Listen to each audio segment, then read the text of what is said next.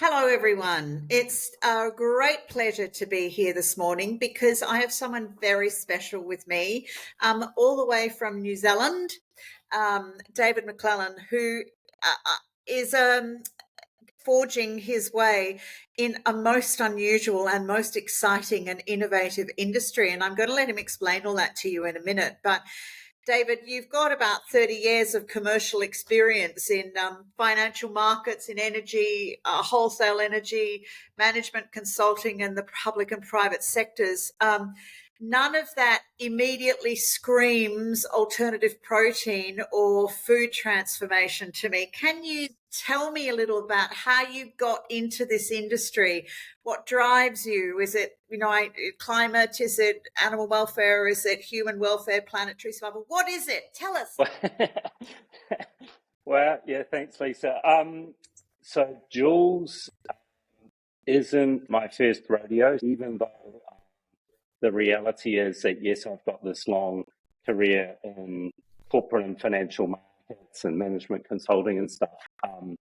In there is also probably, I think, 5 or maybe it's 6 startups as well, because I'm a sucker for punishment, probably. And this time around, I thought we need to do something that helps solve climate change. Right. And I do actually have some food sector experience. So many moons ago, actually early 2000s, my brother-in-law and I co-founded a company that focused on thermal processing, which is actually akin to canning food. But so to make food shelf stable, we did it in these special pouches. The idea was to take high quality food and make it shelf stable, which we did. Bleeding edge of tech at the time. We did it, and we got ranged in every single supermarket in the land, and we were exporting some stuff as well. So we get back to that, the reason why we do these things, and for me, it comes down to a question. It's like, well, why can't we do X or Y?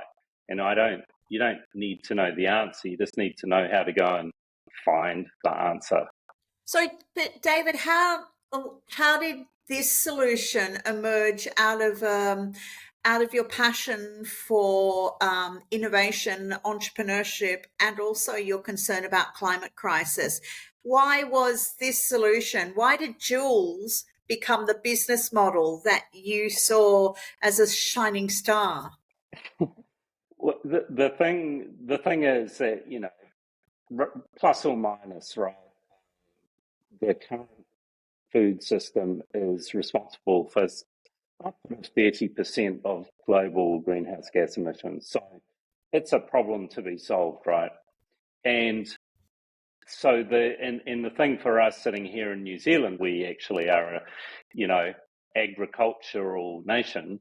And so emissions and environmental impact is a real thing. It's in your face, in effect. And the question is, well, why after 10,000 years of farming and agriculture, why do we need animals and crops to make food? What is it? What's that process? And because really, if we could cut them out of the equation, then surely we would avoid the problems, and we would free ourselves from finite natural resources, which is what we're tied to. And the answer was actually you can. And the answer was microbes are more efficient than both animals and plants at producing proteins. And it's not that we don't necessarily know how to do it, because we've kind of known for many decades that timing was not right. Yeah. Timing is now right. So I got to tell you, and I think I mentioned this when we met, when I when I try not to bore all my friends and relatives when I'm at dinner parties and guests or whatever, with my passion around transforming the food system. But when I mention this technology, most people their jaw drops and they think I'm joking. Don't be stupid, Lisa. You've got to make protein. You can't make it out of air. Don't be stupid. And so, how do you get to that technology? And just tell me a bit about what's involved. So we actually started our thought process. The first thing we landed on was this thing called precision fermentation. Essentially what that is taking a yeast, generally a yeast, and engineering it to produce a particular molecule, a target molecule, right? Yeah. Because they're relatively easy to engineer, and particularly if they've already got a propensity for making those molecules. So take a yeast, feed it a bunch of sugars or carbohydrates, and it will spit out that target molecule. Wow. It's that simple, right? Where do all of these sugars come from to feed the system? And the answer is, well, you've got to grow a crop. Yeah. And it might be corn, or it might be, in Queensland's case, it's actually sugarcane, right? That's their crop of choice. But there we go again. We're tying ourselves to finite planetary resources. Why? So hang on a minute. If everyone is chasing corn crops to feed their precision fermentation systems, what does that mean for corn crops? And can we rely on them? And what if climate change impacts on them? Where will we end up? What's the cost? So that's why we dug deeper and found that actually no, the other microbes, so not just yeasts, but other microbes, including bacteria, are very good little factories, right? You can engineer a bacteria just like you can engineer a yeast, but what we find is that actually the microbes we've selected, the bacterial strains, they don't need engineering. Amazing. They just do. And what they do is they take in CO2 and hydrogen and a bit of ammonium as a nitrate source, and they convert that to proteins at an extremely high rate. Wow. And that protein is very high quality. It's a complete protein, as in all 9 essential amino acids at levels above the UN benchmark for what a complete protein is, because that's what nutritionally we need. That is just amazing. And I guess the more I talk to experts like yourself, the more I develop an understanding that this is, if you like, a palette of the future of food. Rather than saying, stop eating meats, and I know some of my colleagues will not agree with me, but there is the future which holds a different palette of options, of which this CO2 or the air protein model seems to be one of the more exciting new developments to the R&D field. Yeah, so I mean, I like meat. I eat meat, but a lot of meat ends up in a form that we don't recognize as meat anyway, and it goes into all sorts of manufactured foods after it's been essentially, pulverized beyond recognition to its constituent parts. Now, why? Yeah. Why, when we can avoid that? Yeah, absolutely. More efficiently, actually. Way more efficiently. Yeah. I gave my valedictory speech last week in Parliament, and one of the quotes I gave was Winston Churchill's statement, which is something along the lines of, very soon we won't kill a chicken to eat a chicken breast, that will be grown in a separate medium. And that was in 1937 or something or other. And I know we're still in process, but I think that's a very, very a comment that I do use quite a bit when people say this is a nascent industry. It's been in people's mind and their imagination for a long time. It has, and it's interesting because back in the early 80s, I think I'm right, early 80s, ICI built this big fermentation platform in the UK, and I've met a guy who actually he'd just finished his PhD. He's here in New Zealand, and he worked on this thing, and it was designed to produce single cell protein, aka similar to what we're doing, but using methanotropes, which are bacteria that consume methane, natural gas. And they built this massive thing. It looked like the Eiffel Tower, and they fired it up and ran it. It was producing 300 tons of dried protein biomass per day. It ran continuously for something like 270 days. So it was a magnificent platform for producing, but it never commercially made it because we weren't short of protein then. Yeah. And, you know, the subsidies given to agriculture and stuff, it couldn't compete. So they closed it down and dismantled it. So I put out a report earlier this year on food system transformation, a paper describing, amongst other things, the 5 key areas that I think governments need to focus on to be part of food transformation and climate action.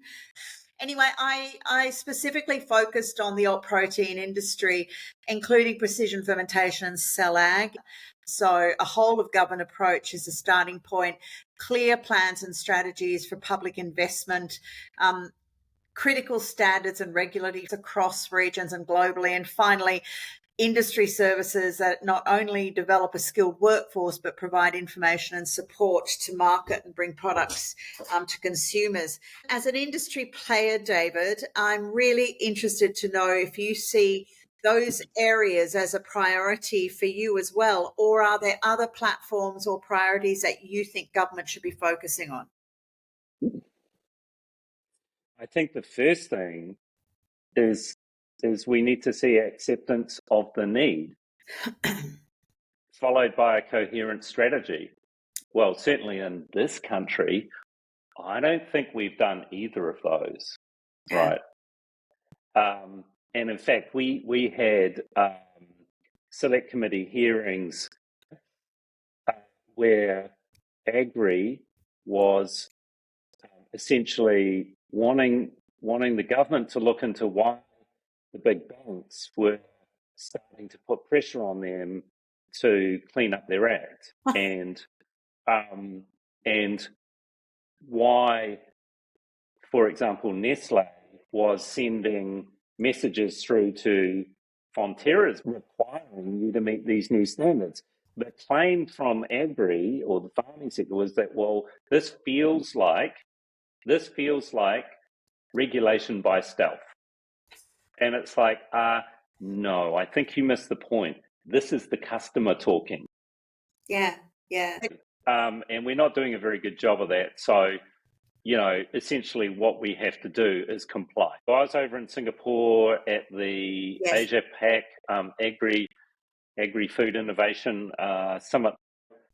I joined a round table with the regulator, and we, you know, the discussion was very much they were wanting to be supportive, and they want to understand what requirements make sense in a regulatory space, and particularly around novel foods. When they were thinking about precision fermentation, they were thinking about lab-grown meats and lab-grown products, and they were thinking about what is biomass fermentation, which is essentially what we do. What we need you to do is focus on the outcome, right? You want clean, safe food.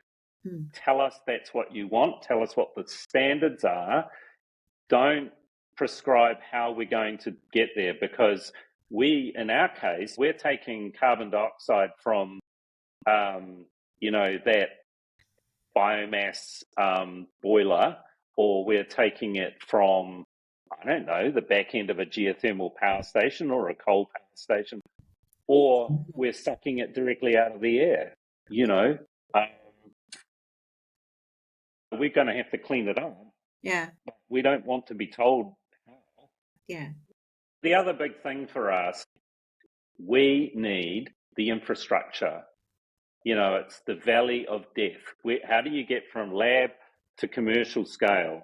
Yeah. And this equipment, I mean, in our case, scarce as hen's teeth doesn't even cover it. Wow. The venture capital markets don't really like investing in stainless steel. Correct. And so hence why Cauldron Firm is doing that, setting up that facility in Queensland with a lot of government financial help, right? I think it's 60 million of help, which is essential. But for gas fermentation, we have nothing, literally nothing. So is your establishment costs to upscale or to take it from R&D into a small production even? Yeah. How does that compare to the precision fermentation model? It's, to be honest, they're probably not too far apart. Okay. The difficulty for us is that, you know, a bioreactor for gas fermentation is a sophisticated pressure vessel, and so, you know, a yeast fermentation is not such a sophisticated pressure vessel. So, and they do exist, right? Because fermentations, you can ferment beer. Yeah, we make insulin, don't we, from precision fermentation? We do, and all these things. So, yeah, we're a bit different, but I mean, having discussed with our friends at Fonterra, because they know a bit about stainless steel investment, seriously, we're not much more expensive than a dairy processing facility. Well, you know, if you want to think about food system resilience, which you should, the Singaporeans were very hot on this topic, and the whole region is food system resilience and supply chain, you know, resilience. We have such fragile supply chains, and if New Zealand and Australia are going to capitalise on anything in the future around export, then we're close to the AP region. That's where we should be focusing. The supply chain is so much more manageable in our space, and it is looking more broad, you know. What is the nature of New Zealand government support for the sector and for Jooules at the moment? I mean, with the current administration, its view of the world is that we are going to get the settings right and the market will do the rest. Getting the settings right, that's a prerequisite. Then you need to support, because everybody else supports theirs and we can't compete, right? Part of the issue goes back to your first questions around regulations, etc. It's that we don't really have a plan, and we don't really want to embrace these things called alt proteins, because fear is driving us, and it's because we're an agricultural producer. Yes, we fear disruption, and therefore if we close our eyes, maybe it'll go away. Australia seems to have worked out that this is an opportunity, because you've capped out on your ability to produce any more traditional animal-based proteins, right? But demand continues to grow rapidly. Protein demand is going to be twice what it is come 2050.